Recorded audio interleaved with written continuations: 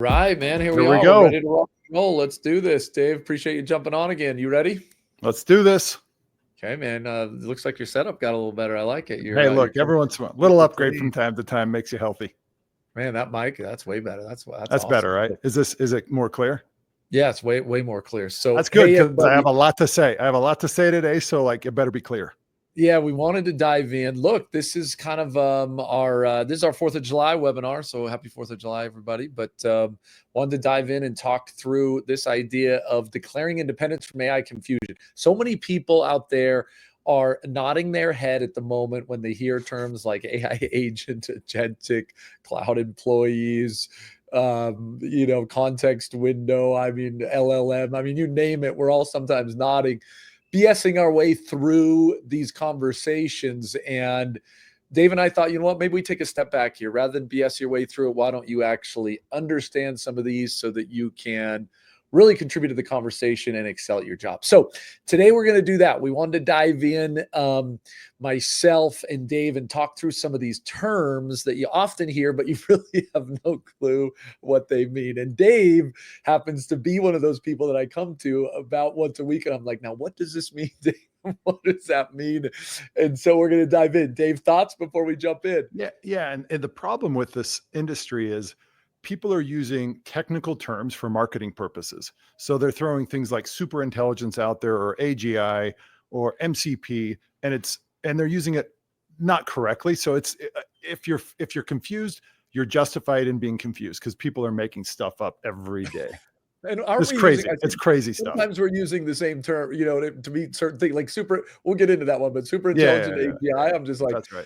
I don't know, man. I think you can use those interchangeably, although you were telling me you can't. So again, we're going to dive into that. So buckle up. Yeah. I think it'll be fun. So I want to start at the top. We built a little document. We'll make sure that document, get the link in the comments so that you can kind of start to understand some of these terms. But one of the things I was wanting to jump into right at the beginning is assistant AI, co-pilot AI, autonomous AI, Dave. It seems like, sometimes we're just using AI agents for everything, but it feels like there's some difference when you get into these assistants, co-pilots, and maybe autonomous AI. Give me your quick thoughts there.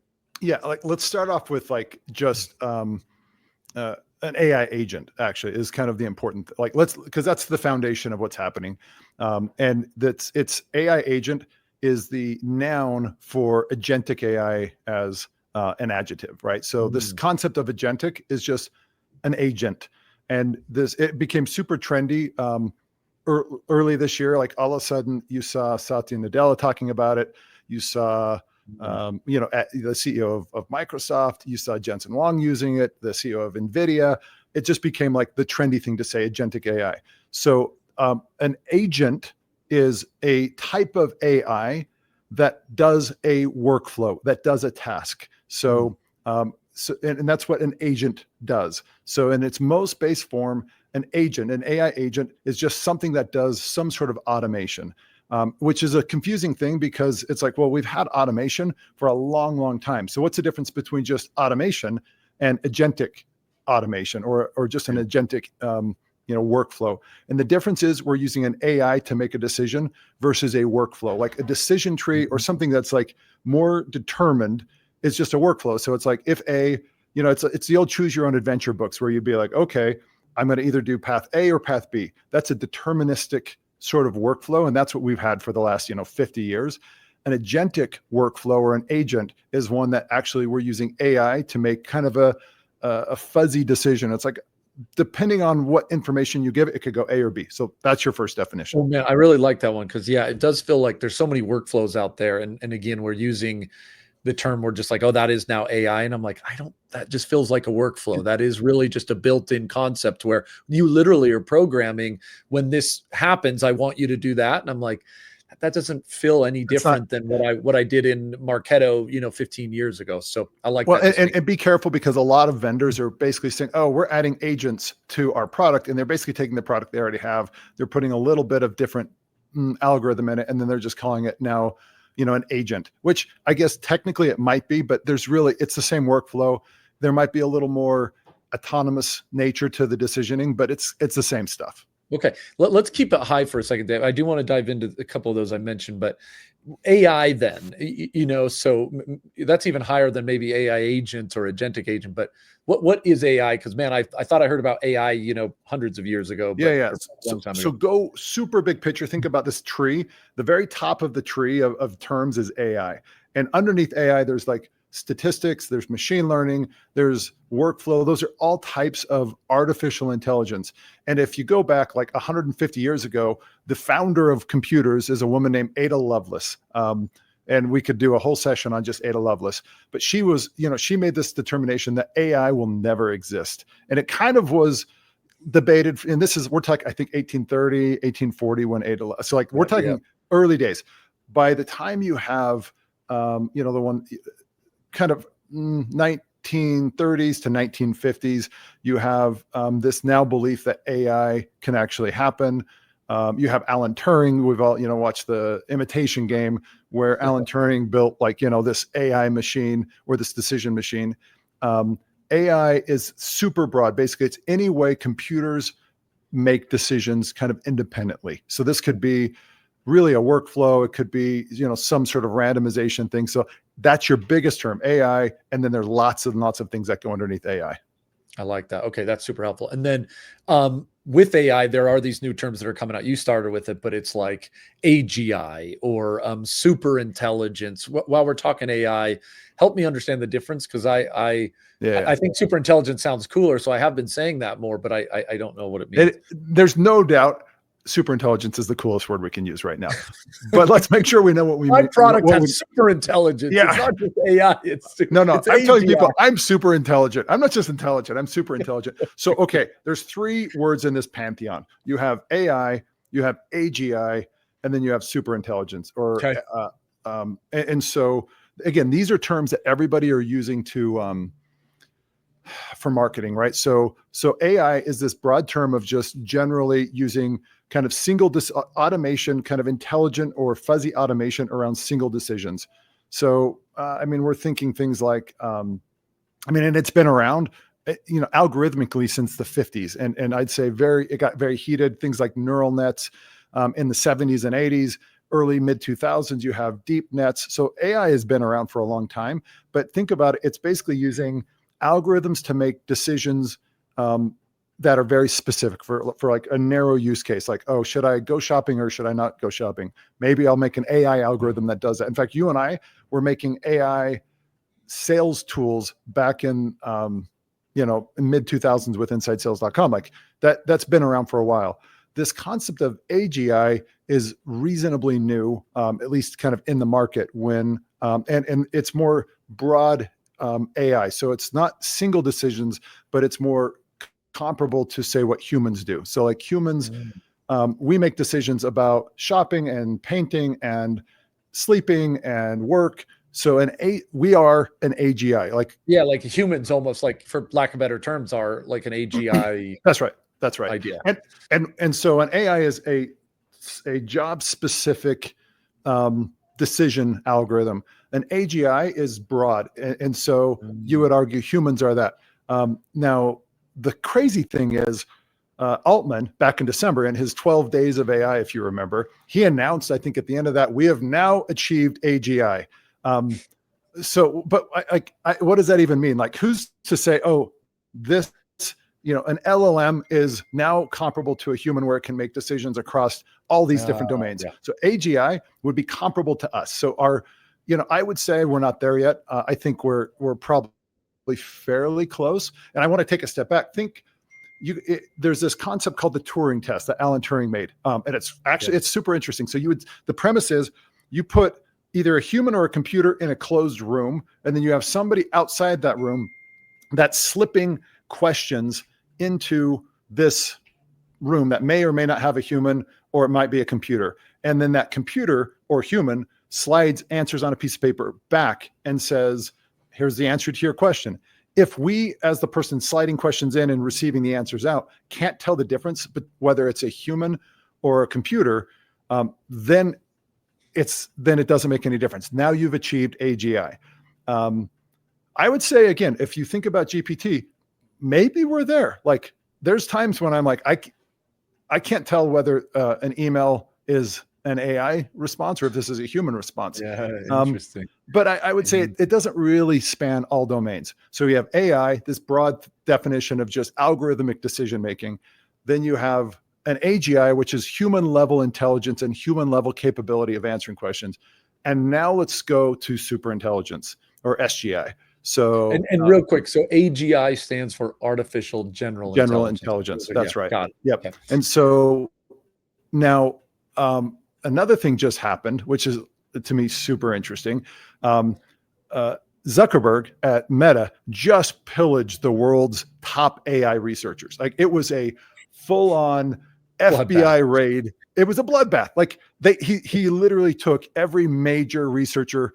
I mean, I'm sure that's not entirely the truth, but many of them. Like, I think there was 13 or 14. 13? Yeah, that's known, very notable, and it was mostly OpenAI. Like, so he tried to buy a company, and they wouldn't do it. So he just recruited the people. Like, he just like everybody. So it was all the way from OpenAI to, I mean, it is truly bloodbath, to like Anthropic. Like, he went after everybody. Yeah, DeepMind. And so he created, with these 13 people plus several he had in house, a thing called Super Intelligence Labs. So let me tell you what my understanding of super intelligence is.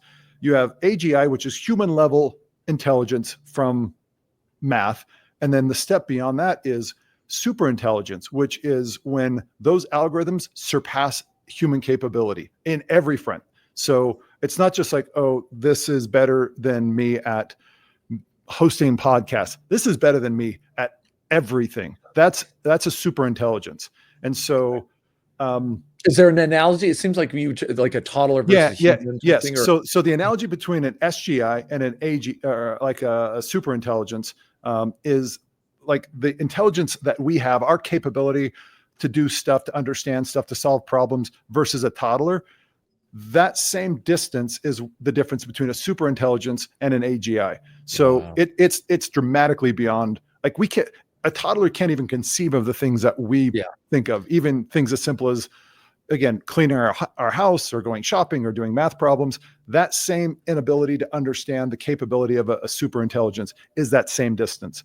And so, cool. but okay, here's the movie Dune is based off of what happens when a super intelligence is made in that. And I'm not, I'm a big believer in AI and promoting it, what we're doing at Signals. That being said, everyone's watched the movie, but there's this underlying theme in the book series that basically a super intelligence took over humanity, and humanity finally fought back and beat it down. And so AI was no longer available. And so it became the ability to run math in people's heads was now the religion. And so, like, there's that level of super intelligence is kind of scary and kind of risky. And yet Zuckerberg is like, bro, I'm going all in. I'm going to build this thing. I'm going to build the thing that's going to kill humanity. Now, I've not heard him say, quote, I'm going to kill humanity, but he's running all the plays, and he spent, it was over $30 billion, I believe, to try and go roll this team up. So that guy does not mess around, does he? Jeez. No, when he swings, like he's swinging. Like when he went after like the metaverse, like did it land? Well, probably not. But boy, he did not cut any corners when he's going. So he's going all in. So I think AI, AGI, super intelligence. Okay. Awesome. Okay. Wow. That was man, we should probably just stop there. I think that was a lot to take in, but we still got a few minutes. Let's hit a few others. The word autonomous comes up a lot. And I don't, like autonomous agents or autonomous how does that fit into kind of this world? And okay, so that's a super good question. There are lots of different types of agents. So you have an agent that could just be an assistant agent. So one of the first tools that came out was Microsoft Copilot, and it was amazing, right? So it was essentially a super fancy autocomplete. In fact, we used to joke when it first came out a couple years ago, it's Clippy, but a little bit smarter. So like, if you remember, Clippy used to show up. Most of you are too young to remember Clippy. If you remember Clippy, please comment and tell me, share how much you hated Clippy, because it sucked. And if you don't know what I'm talking about, go look it up. There's some memes about it that will make you giggle. Okay, so Copilot is basically a very fancy autocomplete when you're coding. It doesn't really, and then you have to decide whether you're going to use it or you're not going to use it. That's kind of it's an assistant. I have to actively use it. A lot of AI first came out in that form where it's like, look, it's not doing work for me. It's just helping me be a little bit better. And it felt good because it's like, it's not threatening my job. It's cool. Like, we're friends. It works for me. It's not going to take over humanity. We don't have a Dune computer religion that's coming along. So everyone was like, this is good. Then we have these things that are more like autonomous agents. So this is super interesting, where you've got an agent that actually does the work entirely without you. So, and I think this is where it's going. It's a little scarier, but basically there are things like, hey, this is whether I'm at work or I'm not at work, it's setting appointments for me. Whether I'm like, we're seeing a lot of autonomous agents where in support roles, we're seeing them in appointment setting roles. So very monotonous, very tedious, repetitive tasks.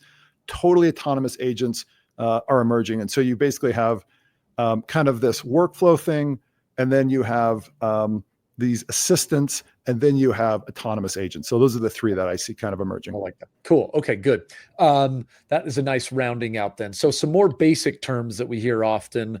LLM sounds like that's kind of part of the foundational element. What is that? Yeah. So here's kind of what happened. All the way from 70s, a lot of like pretty advanced algorithms emerged, like neural nets and things like that, and they've gotten better. But there was about 7 breakthrough mathematical studies, research studies that emerged that allowed this transformer model where you stack up a lot of it. They still include a lot of the old math. So there's neural nets built into a large language model. But the difference is this transformer concept. But in essence, what it's doing is it's looking at massive amounts of language, of just words and things like that.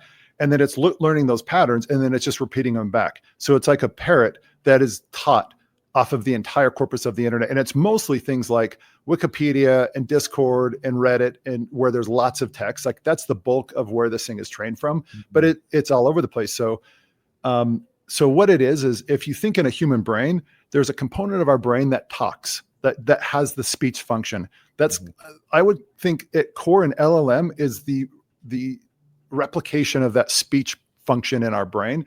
It now has the ability to know how words go together super well. So that's really what's emerged. And then there's more intelligence than decision-making that's been put into these models that allow them to know when to say things like that. And so that's where you see lots of different models at OpenAI, where you have the GPT 2.5 and then 3.5 and then 4. And then, all of these, it's more like not just the language, but it's, hey, let's try and put some intelligence in this thing. So they're logical answers. I see. And then sometimes I'm hearing with these different LLMs, I'm hearing this word MCP come up a lot. Yeah. I'm hearing RAG and CAG and vector. I don't want to go so deep, but no, let's stay high level. But those are interesting things, and you should at least understand what they are. So if you think about the way an LLM works, is you give it some information. Context is the term. Like, people use context. It's like, oh my gosh, I'm tired of hearing the word context window. All it is it's your prompt. What you put in a prompt, and then you pass it to an LLM, and it says, okay, this is the information you want. And a prompt can be fairly sophisticated, where you can say, here's the background, pretend I'm this kind of thing, these are the kind of answers, use this kind of information. So it's all of the instructions you pass an LLM. The LLM says, okay, got it. And then it gives you an answer. That's the most basic workflow of an LLM. Then you go a step further and say, well, what if I need more information from, say, my company? Because there's nothing specific about my company in an LLM. And so really it's just the corpus of data from Reddit and, YouTube and whatever. So you say, okay, I'm going to do 2 things. I'm going to make a CAG system, which is basically says, here's specific information about my company or about my problem that I want to solve. And I'm going to combine that with my prompt and then pass that into the LLM. And then it gives it. So it's basically giving more information.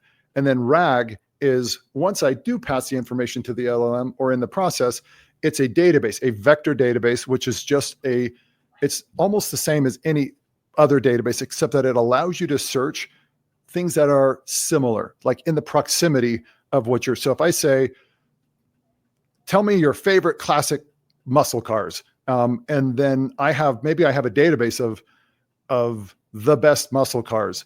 it can then go, before it goes to the LLM, or even once the LLM hits that, it would go and ask that vector database information about cars that it has. And so you can give it very specific information. So these are CAG and RAG are both ways to inform the LLM with more information. So it can give you a more specific or more intelligent answer. And a use case for that is company information. So if I want to build an agentic or an agent that is used for support about my company, I can say, okay, I'm going to make a context window, which is just information that's generic. I want to pass it to the LLM every time about my company, my history, our culture, things like that, our products, our pricing, our website content. I can pass that into through the context window from a CAG system. And then maybe there's a lot of data, maybe our whole knowledge base of every product and trainings and things like that, I would put in a RAG system, and it basically looks it up, and it's not looking up a direct correlate. It's not like a one-to-one correlation saying, hey, maybe it's not looking at cars. Maybe it's saying, oh, well, it's not a car, but it's a vehicle, it's a bicycle. So it's finding things that are in the same ballpark to try and give it the best answers. Oof. So was that too dense? That might have been too dense. It was way too dense, but I tried to follow. I saw you yawn twice, so screw you. Did you see that? Thanks for that. I thought I hit one of those like closed mouth.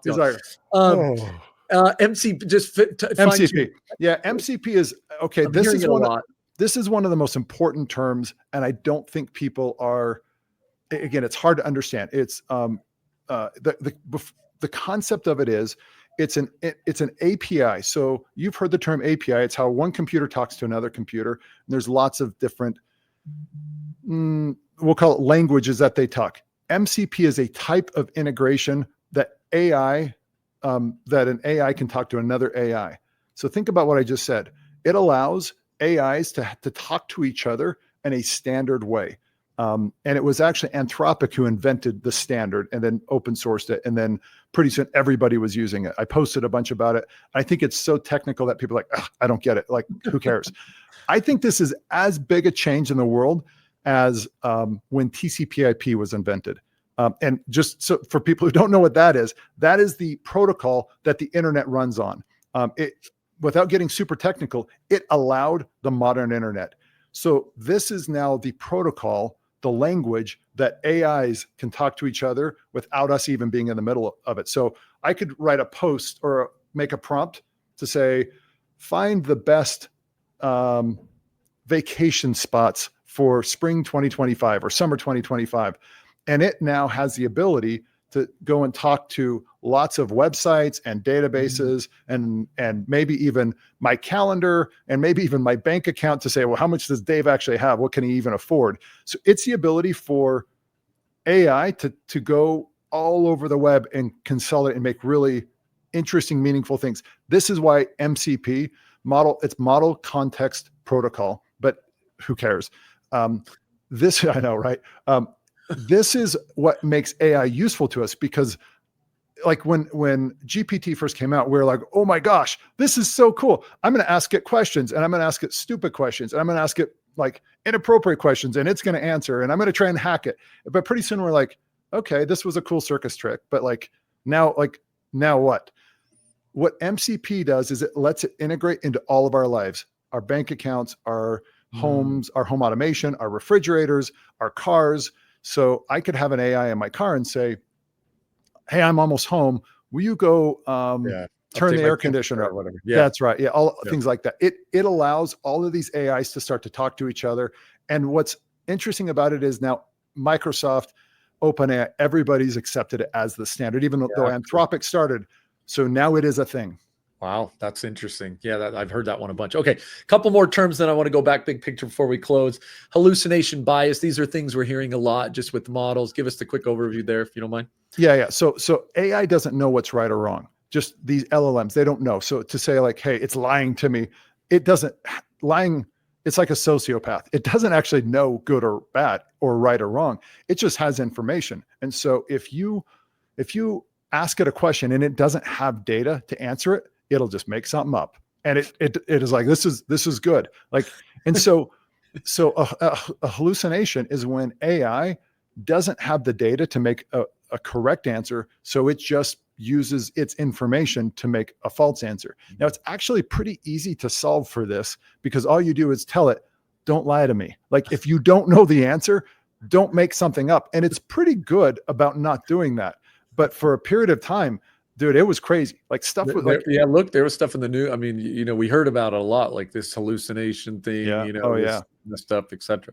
But again, it's fundamentally not actually a problem if you know how to manage it. You just have to be very proactive about it. And you also have to know what data you're giving it, because that is another little scary thing, is if you give it access to data you don't ultimately want it to have. Like, we had a client at Signals say, hey, I can't believe this, like, your agent, your cloud employee is what we call them.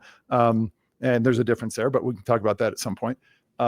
Gave somebody my email address and my phone number, and they shouldn't do that. And I'm like, okay, well, it's on your website. Like, and they're like, well, I don't want it there. And I'm like, okay, let's go remove that off your website. So you need to be cognizant over what data, and there's a whole area of data governance around AI and what data you want it to have. So you can say, never make something up if you don't have the data for it. And then just be cognizant of what data you give and you don't give to it. I love it. Okay. Well, yeah, let's end with some big picture stuff here. So you've talked often about an autonomous organization. We've heard that term. Frontier firms, cloud employees are part of that, this ECE ratio. Maybe just bring us home with kind of some of the future terms that people are starting to hear that are shaping the way that businesses see these AI first companies. Yep. So Microsoft, I think we shared this in a previous podcast, made a really interesting, posted a really interesting article that they called it the Frontier Firm. And this, at first when it came out, it's like, what a stupid name, Frontier Firm. Like, what does that even mean? That sounds like they're out on the prairie. But I think it's turned out, and we should post it in the link if one of our producers will go and post the link to that article. The premise of it is companies are fundamentally transitioning and transforming to a new way of operating. And if you don't understand this, you're going to be in some serious trouble in the next, honestly, 12 to 24 months. And the premise behind it is companies will no longer scale by just throwing people at problems. The way companies will scale is with creating agents or cloud employees to automate different tasks autonomously around doing these things. So rather than just having this co-pilot concept where it's limited to my time, right? So it's like, if I only have 8 hours of work in a day, or in your case, 18 hours of work in a day. If you guys don't know, Gabe's a workaholic. I can only manage AI to do a certain amount. That's not what a frontier firm is. A frontier firm, or what we're calling an autonomous enterprise, these are companies that have relatively small teams of leadership and strategists, and then they're managing AI to do all of the work. So you have autonomous agents or cloud employees that do complete jobs versus tasks. So tasks are you can have an AI go do a specific task. It's me managing it. A job is when an AI is an autonomous entity that's actually doing that job independent, whether I go to sleep or not go to sleep, whether I'm telling it to do it or not telling it to do it. It's frankly the same as any other teammate or employee. Like, they just work. The difference is they work 24 hours a day. They do exactly what you say. They make the mistakes you instructed to, but not. So companies are moving to these autonomous enterprise organizations where there's this ratio between a human and a cloud employee or an autonomous agent. And just as their efficiency ratios of revenue per employee or CAC ratios or magic numbers, there's this new metric called, it's a employee to cloud employee ratio. So an ECE ratio. And it's how many humans to non-human autonomous agents are working in an organization.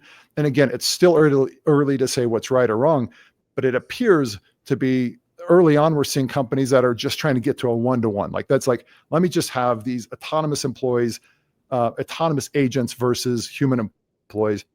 But we see some, like, there's an organization that they have, remind me the number. How many roles are they intending to build within their organization? You know the one I'm speaking of? Yeah. It's 74, I think. 74. It's some crazy number. And so they expect to have anywhere from a 1 to 3. and as high as a 1-to-10 ratio between humans and these autonomous agents or these cloud employees. So just keep an eye on that and make sure, again, I don't know if, there's a lot to do for everybody, but just watch it, listen to Gabe's podcast, but those ratios are very important. And this concept of an autonomous enterprise and these autonomous agents, I think that's going to change the world. I love it. That's a big deal. Yeah. Really appreciate it, Dave. Super interesting information. We'll make sure everyone has the link for the document as we leave. What would be kind of your parting wisdom as we kind of talk about the no BS playbook for AI, this glossary, and making sure you kind of understand the basics as we go into this AI first revolution? Yeah. Just be super, be curious about what's happening out in the world and listen to the news, and be skeptical of marketing fluff. So one thing, just be very weary of people throwing out terms like super intelligence, and then just look it up. Just be curious and be like, okay, pardon me. Just do a Google search. The Wikipedia article on super intelligence is really good. So when you hear terms, look them up and then just watch the news. There's all kinds of, I'll kind of end with this. There's a piece in Lord of the Rings that I love. It's it's an interesting kind of element when they're going over the mountain and there's these stone giants that are fighting and totally unaware of the group that are trying to travel over the mountain. They're throwing rocks at each other. It's a rainstorm, and they're watching these giants fight. The same thing is happening today. If you look at what happened to Oracle and with Microsoft, Oracle, OpenAI, Meta, there's giants are just throwing rocks at each other. There's this crazy war happening, and we need to just be careful that you don't ignore this. You're aware that this fight is happening, and you don't get squashed by accident, because there's a good chance. The world is changing so fast. Oracle just did the largest deal in SaaS history, building out new data centers. There's stuff happening. Just watch the news. And be very skeptical. Just make sure you're being smart about this stuff. Don't get squashed. I love it. I love the analogy. Lord of the Rings. Look at you, man. Right? You got Dune, Lord of the Rings. It's 4th of July. You got to be creative. This is the movie buff. So anyways, man, really appreciate it. For the audience, have a fantastic day. Happy 4th of July.